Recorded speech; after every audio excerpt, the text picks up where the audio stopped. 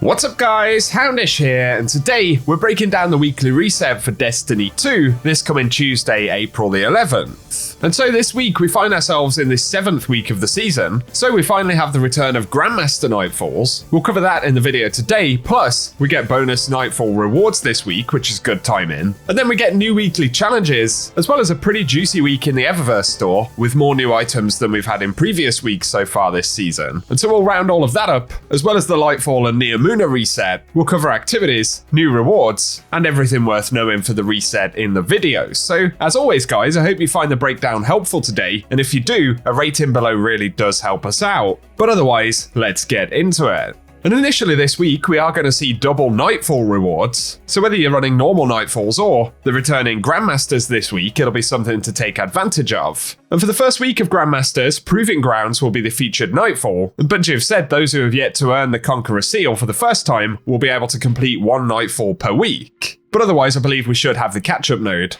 And Bungie have also outlined we've got two new Adept weapons for Season 20, including the Buzzard and the Swarm, but the featured Nightfall weapon for this week will be Hung Jury, and of course the Adept variant of that will be available as well. And Hung Jury this season has been updated with perks like Kinetic Tremors, which is a pretty good one. So let us know down below if you plan to jump into Nightfalls or Grandmasters this week. But up next, let's get on to seasonal challenges and the week 7 challenges right here. And firstly, we have Eternal Queensguard to complete a flawless run in any Defiant Battleground playlist location. But there's also Defiant Focus to decode or focus Defiant engrams at the war table during Season of Defiance. Then there is Favored Liberator to generate favors in seasonal activities, and all members of the fire team will contribute to overall progress. But on top of that, there is Fleeting Glory to complete Crucible matches in the competitive playlist. We'll get bonus progress for wins there. Plus there's High Value Hunter to defeat powerful combatants in Gambit, with bonus progress for defeating high value targets. And finally, Grandmaster to complete any Nightfall strike on Grandmaster difficulty.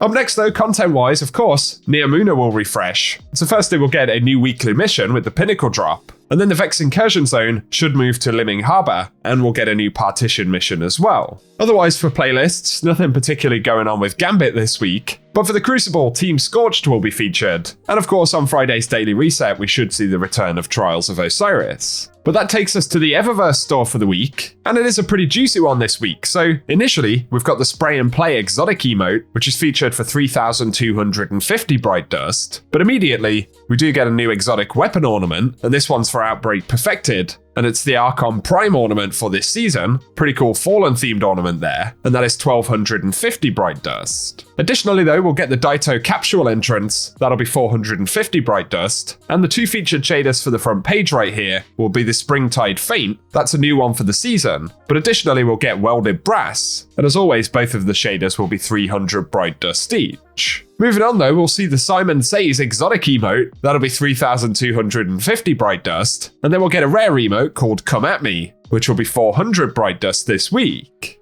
But for 2,850 Bright Dust, we'll be able to pick up the Clean Lines exotic Ghost Shell, and we'll get yet another legendary ornament for the Trust Hand Cannon, and that's the Doubt ornament, which will be 700 Bright Dust each. And then we're going to see 3 exotic Gauntlet ornaments this week, one for each class. These will be 1,500 Bright Dust each. And initially there is the Cedar, or Cider, not sure how you say that, ornament for Ahamkara's Spine. Then for Titans, we'll get the Augmented Auspice, which is a new ornament for the Syntheseps. And finally, for the Warlock Sunbracers, we'll see the Occusor Draconum, which is another name that I'm probably butchering there, but some pretty cool ornaments for exotic pieces this week. Let us know if you'll pick any up. But then there is another weapon ornament featured, and this is the Omnipotentia for the Tractor Cannon. That will be 1,250 Bright Dust. And finally, we'll get the Spicy Ramen Ghost Projection, which will be 1,500 Bright Dust this week. So let us know what you plan to pick up from the Eververse store down in the comment section. But for Days of Eternity this week, as well as the unique drops for the playlist, we'll see Rotation 3 loot drops, which are additional drops consisting of the Scatterhorn armor set and the Lightkin armor,